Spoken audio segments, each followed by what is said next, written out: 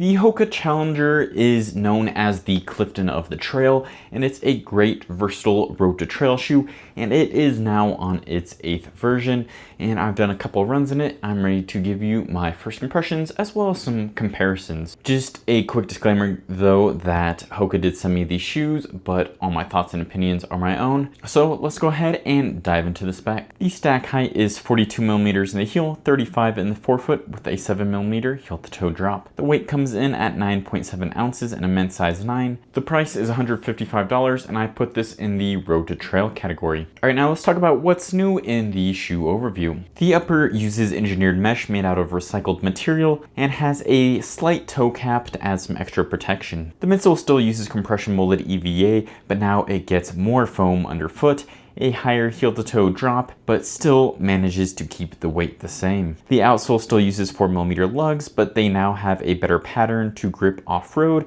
and an updated durabrasion rubber to be more durable on the road. Alright, now let's go ahead and talk about fit. So I got my usual size 12 and I thought they fit true to size. I had a nice thumbs width at the end, but overall they did change the fit of the shoe, and it matches the changes they did with the Clifton 10, and I'm happy about it. It felt much wider through the midfoot, more roomy in the toe box. Not too roomy or anything that you're sliding around, but just very, very comfortable. Like you could be in this shoe all day. So definitely go true to size, especially since it's a little roomier now overall. All right, let's go ahead and talk about the ride and my first impressions. So far I've done mainly road to trail runs on the shoe with some easy gravelly trails. And I gotta say, this shoe feels right at home on both of those. I was worried it has 4mm lugs on the outsole, and that's pretty aggressive for a road to trail shoe in my opinion, but they don't get in the way at all. They felt nice when I was on the concrete, and then when I got onto the trails,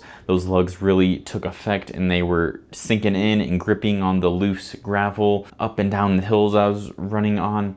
And then the cushion now, it's still the Clifton of the trails where it's that nice marshmallowy feel where you sink in a little, but you also bounce back a little. You know, not the most energetic foam, but also not super, super soft, kind of a nice balanced foam in my opinion. And it was just really comfortable. I did a long run in them, and my feet were very happy at the end with that more roomy upper and fit to the shoes, and then this comfortable midsole that now has that additional cushioning in it. It does have a higher stack drop, so it went from 5mm to 7mm, so an extra 2mm difference.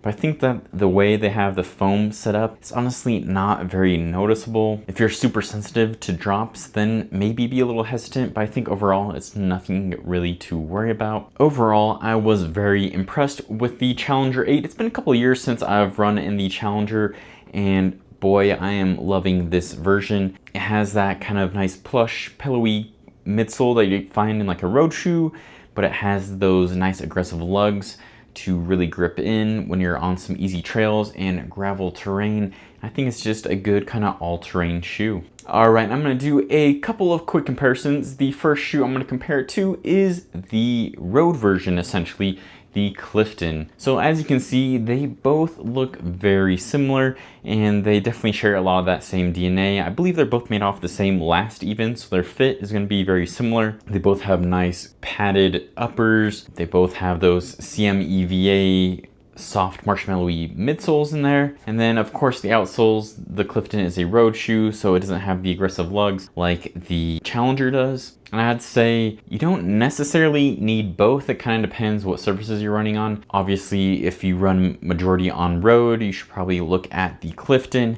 If you run majority on easy trails and gravel paths, and you tend to, do a little road to get to those trails, then I think that the Challenger is the way to go. You don't want to run too much road with this, as it does tend to shed the lugs down quicker. But overall, keep it simple and easy. Clifton for the road and the Challenger for the trails. Next up is the Aero Glide 3 from Salomon.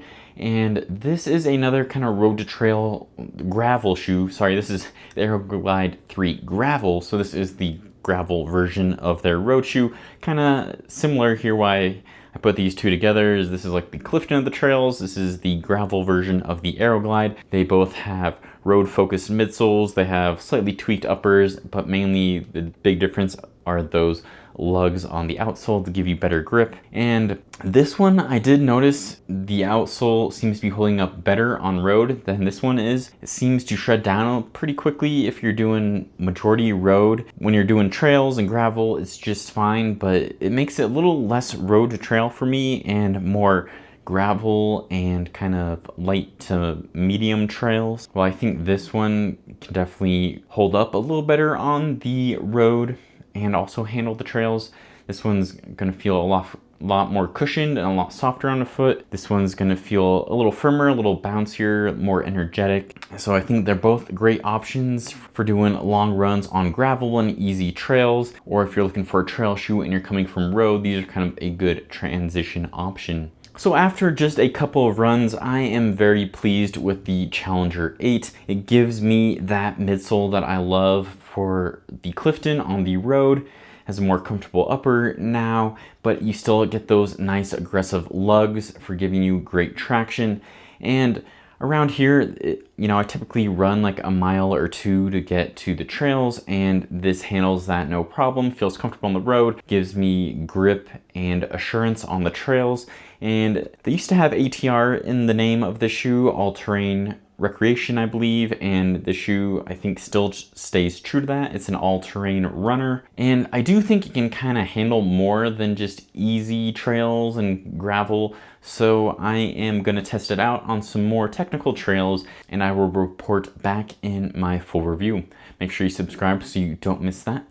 Thanks for watching, and as always, keep on running.